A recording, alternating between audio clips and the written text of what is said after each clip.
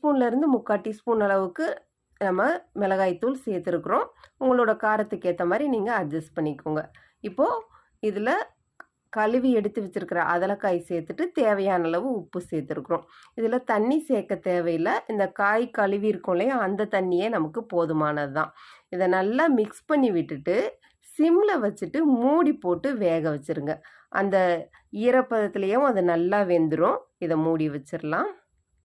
நடுவில் அப்பப்போ திறந்து பார்த்து நல்லா குலுக்கி விட்டுக்கோங்க.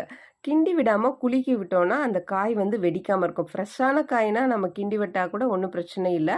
எனக்கு வந்து ஒரு நாள் கழித்து கிடைச்ச காய்ங்கிறதுனால நம்ம இந்த மாதிரி பண்ணுறப்ப காய் வந்து அப்படியே இருக்கும். இதுக்குள்ளே இருக்கிற விதை வந்து கடிக்கிறப்ப சூப்பராக இருக்கும்.